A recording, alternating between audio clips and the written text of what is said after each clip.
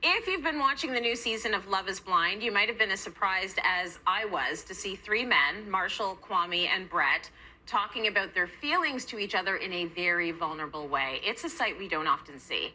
But why are healthy male relationships such an anomaly? Joining me to talk about it is Devan, Seth, and host and producer of the Gents Talk podcast, Samir Mourani.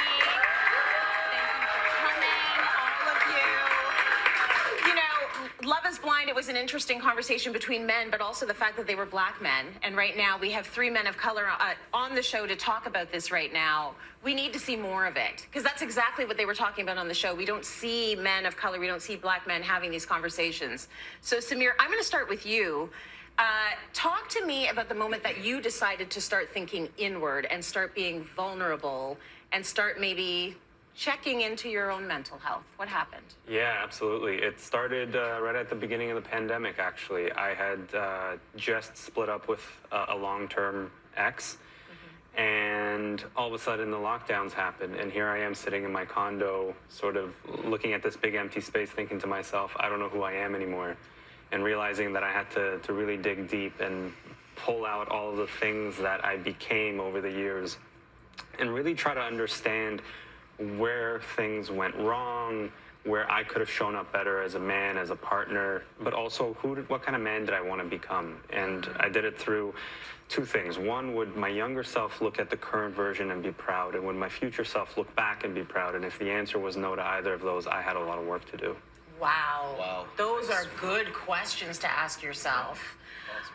You know, you've done about 39 episodes so far. Yep. When you speak to men, what is the most common mental health issue that comes up again and again? That vulnerability is weakness. A lot of men feel as though in order to convey strength and confidence and bravado, that they can't show their emotions, and that's a complete fallacy. You can be a strong, confident, powerful man and still show your emotions, still show that you're having a bad day, that you didn't get the promotion or your relationship is on the rocks, and no matter what that is, it doesn't take away from who you are as a man. And I think a lot of men struggle with that, because once they get to the point of feeling the need, all the emotions are coming up, they're just trying to suppress it because they feel as though for their entire lives they've been told, man up. Yeah, absolutely. And that message comes from so many different places. 100%. So it's not surprising to hear that. Dev, I want to talk to you, and I'm so happy you're on this panel with us right now. Why do you think it is that men have a hard time, and not to generalize, but a lot of men have a hard time talking about their feelings? And do you think that culture has a role to play in it? Absolutely. So I can only speak from my experiences, but I grew up in a household where we didn't share our feelings. We didn't speak about what might have been bothering us. My mom encouraged me, but with my dad, he was very... when I look back, he was more of a colder figure, and it's taken a lot of work over the years and a lot of vulnerability to break down some walls between us. Culturally, where I come from, the man is the one in charge of the house. The man is the person that takes care of everything. That's where the security comes from. That's where the financial security comes from, all of that. And you can't show chinks in your armor. I was talking about, when I was on the Gents Talk podcast, that it's okay to not be okay. Yeah. And I find a lot of fulfillment coming from being vulnerable these days. You know, I find that there's a distinction between Devan and Chef Dev, and that's what I was explaining on the show, is that being Devan is manageable, but being Chef Dev isn't always manageable.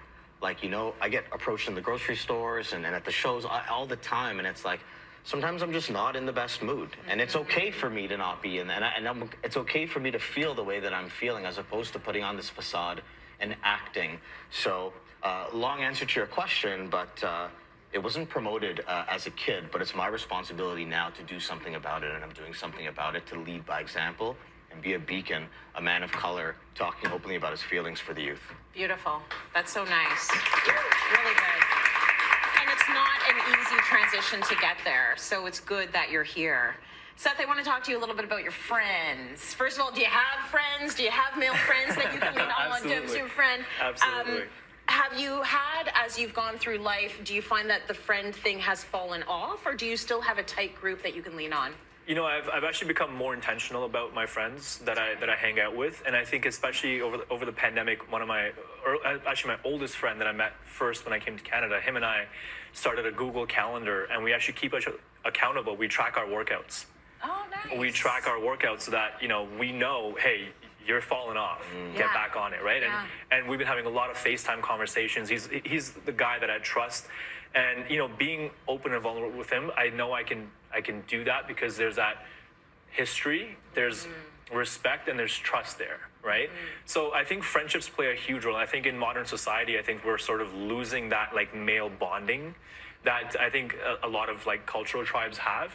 I think the males bond through release of vasopressin, which is going through tough things together, right? Women bond through oxytocin, which is sharing of feelings and talking. Men bond through going hard things together. That's that kind of hunter-gatherer sort of mentality of like, hey, we're going to work out, we're going to do a cold plunge, whatever it is, and then we're like, hey, I got your back, you got my back. It's that, it's being able to rely on each other. And I think having friends like that is really important. What do you think would get men back to the place where they would have that relationship with going through tough times with guys together so they could bond? Like, what do we need? I think rites of passage. I think if you look at a lot of traditions, there was ritualized rites of passage where a boy becomes a man. You go out, the elders lead it. There's, some kind of ceremony that happens, and it's that, you go through it together. And then you come out on the other end, you're a man. You're now part of the tribe, right? I think in modern society, we just don't have that. We don't have community in the same way. We don't have community. You don't have sports in the same way. It's, it's more sort of video games and individual, exactly. Yes. Yeah. Samir, talk to me about how the men that you have been talking to on your podcast, how they feel about social media. Do they feel that social media is pushing a lot of toxic masculinity at them? Absolutely. So social media in and of itself is a tool, and it's how we use that tool to amplify certain messages. And for a long time, social media was used as a platform to amplify a certain ideal of what a man is. The one that has the fancy car, has the jewelry, has, the women, the houses, everything. But on the flip side of that, you can use social media to promote a positive masculine narrative, which is showing vulnerability, having those open conversations, having real friends, and going from there. Beautiful. Yeah. I want to talk a little bit about women because I feel like we're part of the problem. Are we part of the problem? It's me. Hi, I'm the problem. It's me. We are, and it's okay to talk about it because we all play a role in the patriarchy. The patriarchy isn't just men playing out the patriarchy. The patriarchy is a system, and it's a system that has so many different pathways, and we are all involved in it and perpetuating it. So what do you think is the role of women in this whole idea of men and mental health and digging into their vulnerability? I think it's just creating a safe space for the men to be able to share. Yeah. Right? I think a lot of men have this fear, this inherent fear that if they share too much of themselves with their partners or with a woman they're interested in, that the woman will suddenly see them as weak or not the powerful man who can look after her. It's this, again, a fallacy within ourselves that we have to reconcile, but there is an exterior part to the whole thing. Yeah. And a woman can play an integral role in creating that space for the man to feel okay being comfortable, so that when they do go to share, they don't feel like, all of a sudden she doesn't see me the same way. Right. So I hear this coming up a lot, the safe space. What do you need to feel, Dev, I'll send this to you. What do you need to feel safe in a relationship, in a conversation? What makes you feel safe? A safe space for me with my partner or with a partner or with a friend, whoever it is effective communication and listening. Yeah. And for that person, the same way I am, or I try to be open-minded, to be compassionate, and to be accepting, and to not criticize. These insecurities, and I can only speak for myself, so the insecurities that I have growing up as a kid, I never want to show anybody that I'm fearful of anything. I never want anyone to know that I don't know the answer to a cooking question.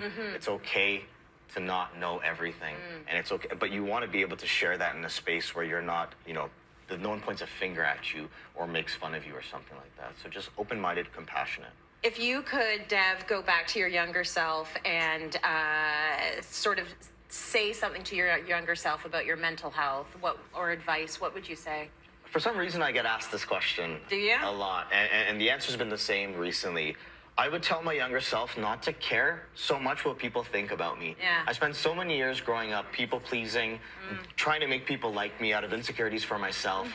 I need to be right inside. And today, I'm doing a better job of doing that. Yeah. Once this is all good inside, no external validation can fulfill me anymore. That's right. Seth, what would you tell little Seth? Don't watch porn.